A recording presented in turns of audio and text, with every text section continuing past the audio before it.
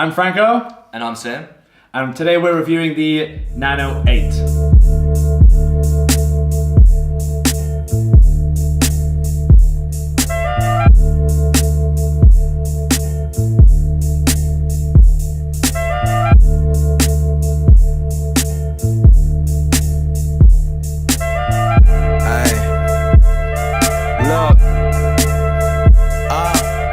I'm an emperor and you'll surely witness. I'm from Keta, but I've been in Malkouf doing business, moving vicious, cause I see. Welcome to Stash Reviews. I actually haven't worn this shoe and tested it properly, so I'm gonna be talking about how it looks aesthetically as opposed to kind of how it feels. Sammy, on the other hand, you have worn it.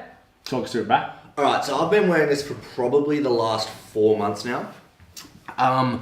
I haven't had the 7s, but I did have the 6s. I was a huge fan of the 6s. Unfortunately, when the 7s weren't super comfy, I went to a Metcon, alright? Now I've come back to Reebok, and I'm loving the 8. In terms of comfort, day to day, hugely fan, alright? In the gym, also it's great. Okay, lifting, everything like that, I felt heaps of comfort, heaps of stability. In terms of comfort for running, in terms of like ergonomics for this one, it still is quite flat, all right? Just like all Nanos in the past, this has been super flat. It hasn't really been a running shoe, okay? The Metcon a little bit more so. Still a little bit flat, but I'm loving it in just terms of comfort and wearability every day, as well as in the box. What do you reckon?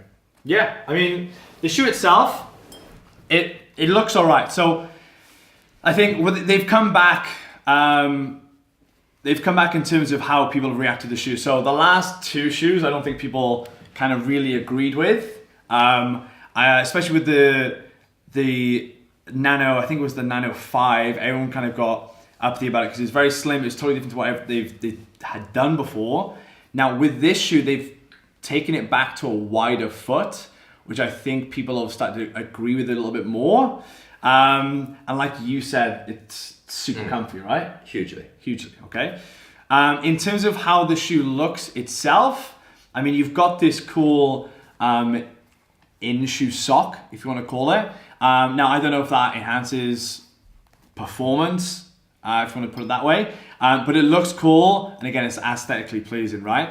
The flex weave as well.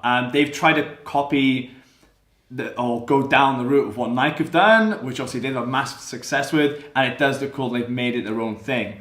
The only thing that I don't like is that there's nothing really crazy or exciting with the shoe itself, apart from the in-sock.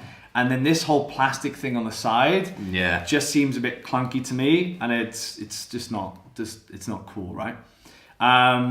So let's talk comfort for a second. 1 out of 5. What would you give it? Look, I'd give it, in terms of comfort, I'd give it a 4, all right, because it is extremely comfortable. Still, I'd give it a 5 if it was awesome to run in, okay?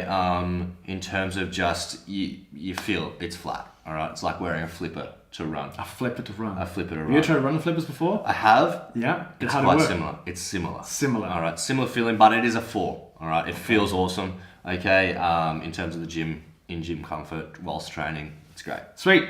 In terms of how it looks, I give it a 3.5. That's me being generous. Like I said, it's not really too exciting. I mean, it's not something you take 2 looks at if you walk past in the shop. But I think they're back on track with kind of what they're trying to do with the shoe. But anyway, that's Stash Reviews on the Nano 8. We'll see you next time. I'm just being me, never switching for the bucks. I'm in y'all's plan, so I'm something no man.